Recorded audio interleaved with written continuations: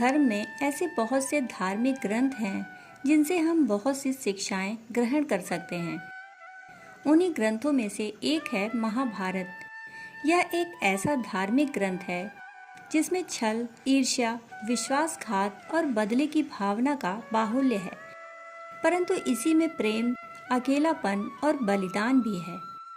वैसे तो महाभारत का हर एक पात्र मुख्य रहा है, परंतु आज हम बात करेंगे कर्ण और कृष्ण के बीच महत्वपूर्ण संवेदनशील संवाद पर। तो आइए सुनते हैं श्री कृष्ण और कर्ण का संवाद।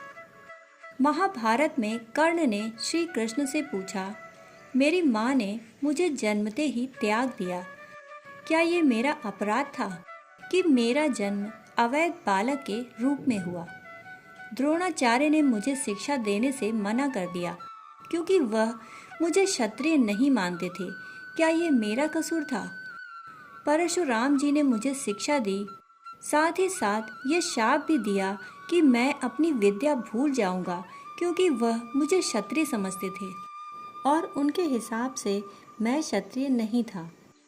भूलवश एक गौ मेरे तीर के रास्ते में आकर मर गई और मुझे गौवध का शाप मिला। द्रौपदी के स्वयंवर में मुझे अपमानित किया गया क्योंकि मुझे किसी राजघराने का कुलीन व्यक्ति नहीं समझा गया। यहाँ तक कि मेरी माता कुंती ने भी मुझे अपना पुत्र होने का सच अपने दूसरे पुत्रों की रक्षा के लिए स्वीकारा। मुझे जो कुछ मिला दुर्योधन की दया स्वरूप मिला, तो क्या ये गलत है कि मैं दुर्योधन के प्रति अपनी वफादारी रखता हूँ? श्री कृष्ण मंद मंद मुस्कुराते हुए बोले, कर्ण, मेरा जन्म कारागार में हुआ। मेरे पैदा होने से पहले मेरी मृत्यु मेरा इंतजार कर रही थी। जिस रात मेरा जन्म हुआ उसी रात मुझे मेरे माता पिता से अलग होना पड़ा।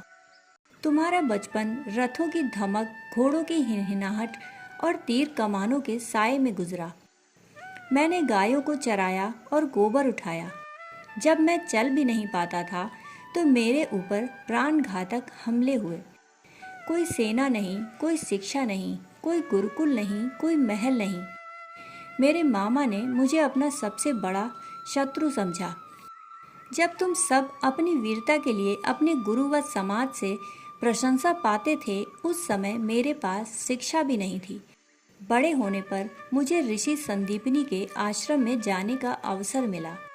तुम्हें अपनी पसंद की कन्या से विवाह का अवसर मिला। मुझे तो वो भी नहीं मिली जो मेरी आत्मा में बसती थी। मुझे बहुत से विवाह राजनैतिक कारणों से या उन स्त्रियों से करने पड़े जिन्हें मैंने राक्षसों से छुड़ाया था। जरासंध के प्रकोप के कारण मुझे अपने परिवार को यमुना से ले जाकर सुदूर प्रांत से समुद्र के किनारे बसाना पड़ा। दुनिया ने मुझे कायर कहा। यदि दुर्योधन युद्ध जीत जाता तो विजय का श्रेय तुम्हें भी मिलता, परंतु धर्मराज के युद्ध जीतने का श्रेय अर्जुन को मिला। मुझे कौरवों ने अपनी हार का उत्तरदायी समझा। हे कर्ण, किसी का भी जीवन चुनौतियों से रहित नहीं है।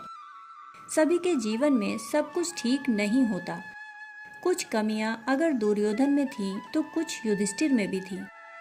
सत्य क्या है और उचित क्या है, ये हम अपनी आत्मा की आवाज़ से स्वयं निर्धारित करते हैं।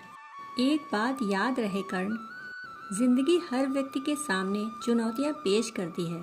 वह सभी के साथ न्याय नहीं कर सकती। दुर्योधन ने अन्याय का सामना किया है तो धर्मराज ने भी कम अन्याय नहीं भुगता। परंतु धर्म क्या है तुम जानते हो। कोई बात नहीं, कितना भी अपमान हो, जिस पर हमारा अधिकार हो वह हमें ना भी मिल पाए, परंतु महत्वपूर्ण बात यह है कि विपरीत परिस्थितियों में तुम संकट का सामना कैसे करते हो। रोना धोना बंद करो कर्ण। जिंदगी ने न्याय नहीं किया, इसका मतलब यह नहीं कि तुम्हें अधर्म के पथ पर चलने की अनुमति मिल गई। इस बात से कोई फर्क नहीं पड़ता कितनी बार हमारा अपमान होता है, कितनी बार हमारे अधिकारों का हनन होता है। फर्क सिर्फ इस बात से पड़ता है कि हम उन सब का सामना किस प्रकार करते हैं।